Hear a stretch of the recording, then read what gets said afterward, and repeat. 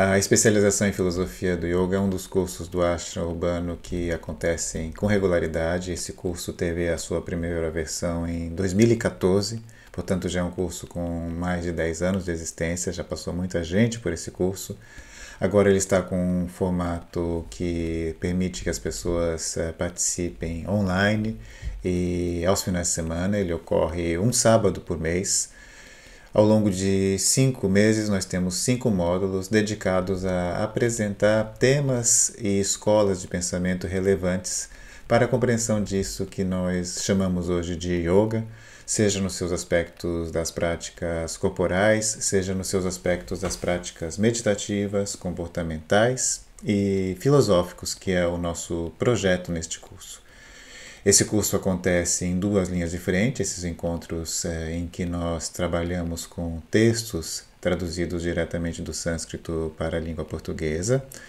Esses textos, eles são textos extremamente complexos e relevantes para a compreensão de tudo que nós vamos percorrer ao longo dos 5 módulos. E nós trabalhamos também com práticas semanais de meditação guiada.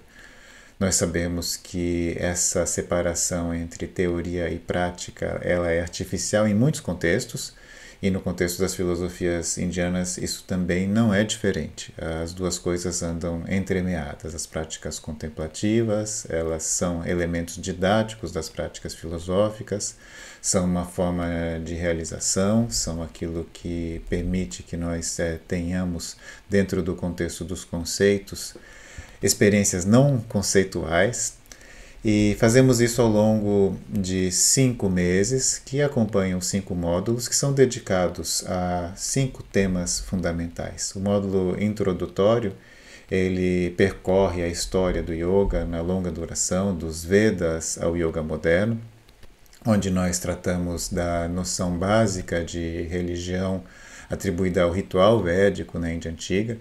Cerca de 1 milênio antes de Cristo, a gente tem ali os primeiros documentos em língua sânscrita, e a partir disso temos algumas das formas de pensar que fundam tanto os aspectos religiosos como filosóficos do pensamento indiano, entre eles a ideia de micro e macrocosmo. Ali, neste contexto, então, do primeiro módulo, temos uma apresentação também do yoga moderno, nas suas especificidades, na sua construção na virada do século XIX para o século XX, com tudo aquilo que envolve também historicamente as práticas colonialistas, e olhamos com uma perspectiva crítica dentro deste contexto de como o yoga se torna o yoga moderno, mas sem jamais criar uma ideia saudosista de os bons velhos tempos do yoga ou de qualquer ideia de os tempos áureos. As nossas abordagens históricas, elas nunca pretendem validar alguma coisa antiga, desvalidar alguma coisa moderna. Nós não temos a menor intenção de criar uma perspectiva ilusória de que o yoga moderno perde-se em relação ao yoga antigo. Nós estudamos o yoga antigo com o propósito de compreender o yoga moderno e de contribuir também para que as suas práticas, para que a sua compreensão, para que a sua disseminação seja feita com qualidade, seja feita de maneira eficiente, sincera, ética e honesta. O módulo número 2, ele traz aquilo que nós chamamos de Yoga de Patanjali. Patanjali foi um autor, atribui-se a esse nome a autoria de um texto conhecidíssimo para quem já fez formações em yoga, chama-se Yoga Sutra de Patanjali. E este texto, ele traz ali uma primeira versão sistematizada do que seria essa prática que nós chamamos hoje comumente de meditação, com propósitos de libertação, e libertação dentro de um contexto filosófico que nós precisamos explicitar, detalhar, contextualizar no universo indiano, que é libertar-se. E aí nós vamos falar disso, paralelamente a uma outra corrente filosófica que nós chamamos de Sankhya. Sankhya envolve uma teoria do conhecimento, uma cosmologia e um aspecto técnico, prático, contemplativo. O terceiro módulo é dedicado àquilo que nós chamamos de Mantra Yoga. A palavra mantra se popularizou como uma prática que faz uso da linguagem verbal. Proferimos mantras no contexto devocional, de louvor a deuses, deusas. Proferimos mantras no contexto mítico para adentrar, então, nessa forma de narrativas que chamamos de mitos e que permitem então que devotos, na sua condição de amantes divinos, possam encontrar ali a sua divindade. Também trabalhamos com mantra no aspecto ritual, e nisso nós resgatamos aquilo que nós aprendemos a respeito dos Vedas e toda a sua herança, que inclusive adentra isso que nós chamamos de Tantra. Dentro do contexto do Tantra há uma enormidade de rituais que fazem uso de mantras, e nisso nós encontramos também um aspecto que nós chamamos de místico, onde as pequenas sílabas que são pronunciadas ajudam as pessoas a adentrar em determinados estados de consciência, especialmente aquilo que é o nosso foco nesse contexto, que é o mantra não dual. E nisso nós vamos entrar neste módulo na filosofia da linguagem, conforme ela se expressa dentro do não-dualismo do Shivaísmo da Caxemira. Vamos trabalhar com o mantra como uma força interior, como um aspecto não dual da nossa cognição e que permite que as pessoas adentrem aquilo que é o aspecto formador da sua própria consciência, da sua própria cognição. É uma espécie de percurso interno que permite que os adeptos destas práticas consigam situar-se numa dimensão profunda do seu ser, portanto uma prática meditativa, contemplativa, onde o mantra deixa de ser uma palavra mágica, uma palavra exterior, para ser uma forma de escada de ascensão para os aspectos matriciais da nossa cognição. O quarto módulo envolve aquilo que nós chamamos de Hatha Yoga, onde Hatha é aquela modalidade de yoga que genericamente contém todas essas formas de práticas psicofísicas que nós conhecemos na modernidade, conhecidas como asanas, conhecidas como posturas, mas não só. Isso envolve também práticas respiratórias, pranayamas, entre outras práticas. E lembrando que o nosso curso é um curso de filosofia do yoga, nós vamos falar então dos pressupostos que estão por trás dessas práticas.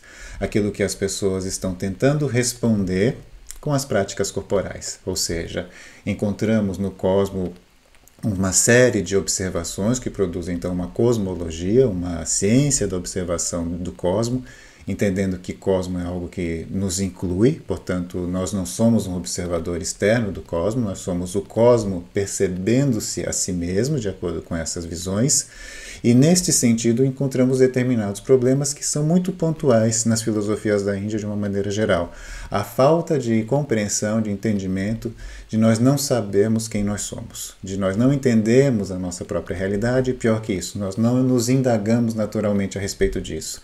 Nós damos por certo que sabemos e temos um saber equivocado a respeito da nossa própria natureza, do nosso próprio ser, da nossa origem e do nosso destino.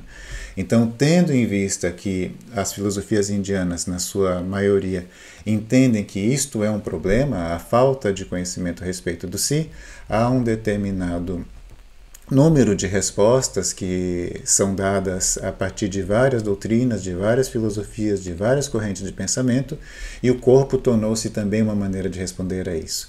E com isso nós vamos entender filosoficamente como se dá essa resposta por meio do corpo, por meio das práticas que são cosmologização, tornar o corpo um cosmo, ou divinização do corpo, tornar o corpo um corpo divino. O Hatha Yoga nos diz muito a respeito disso.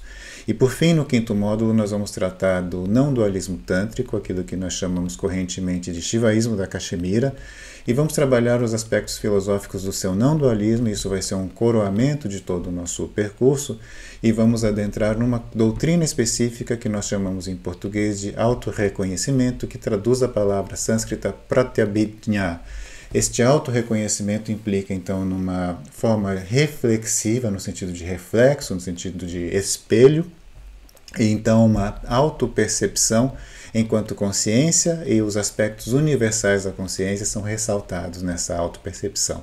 Nós não nos olhamos para ver as nossas características particulares e individuais. Nós adentramos o nosso próprio ser para perceber aquilo que há de universal no nosso ser, e isso é tratado de uma forma divinizada, como uma consciência universal, que entende-se então como a consciência divina. Portanto, é um salto teológico que o Shivaísmo da Caxemira dá, e entende-se então que poderia ser uma teologia do si. Neste autorreconhecimento temos então um universo muito grande de práticas contemplativas e que nos permite entender isso que nós chamamos correntemente nos estudos indianos de Tantra. O Shivaísmo da Caxemira é uma tradição que herda Tantras. Tantras são literatura. Os textos tântricos são textos considerados revelados e produziram uma série de vertentes de pensamento, uma série de escolas, uma série de doutrinas.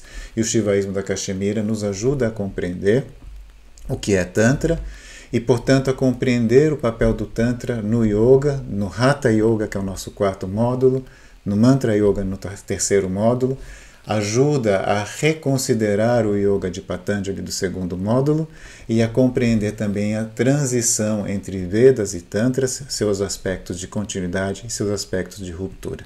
Então esses são os 5 módulos, acompanhados semanalmente por práticas de meditação guiada. O formato é online, as aulas ficam gravadas, quem não pode estar presente ao vivo pode acompanhar por gravação, nós temos isso muito bem organizado. As gravações ficam por padrão disponíveis depois de 3 meses após o final do curso, mas caso haja algum problema por parte da pessoa que vem assistir ao curso, nós podemos ampliar um pouco este prazo, isso não é um problema.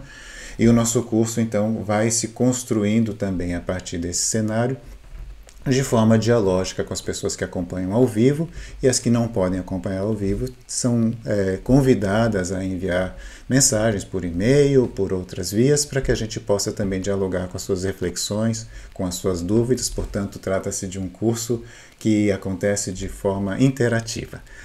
Todo mundo é bem-vindo, não há pré-requisitos, é um curso que parte do básico e vai para o complexo, portanto nós temos uma carga horária que permite que nós façamos construções que vão apresentar textos baseando todos esses 5 módulos, portanto há muita novidade para quem teve apenas uma formação em yoga e aprendeu ali aquilo que é fundamental para poder dar aulas de yoga. E essas pessoas querem aprender um pouco mais, embasar, pensar nessas filosofias sob a sua linha histórica, entender a diferença dos aspectos morais, éticos, das teorias do conhecimento. Tudo isso se organiza neste curso. A ideia de religião, a ideia de filosofia, nós discutimos muitos temas que são comuns e presentes dentro das formações em yoga, mas que nem sempre dá tempo de abordar isso.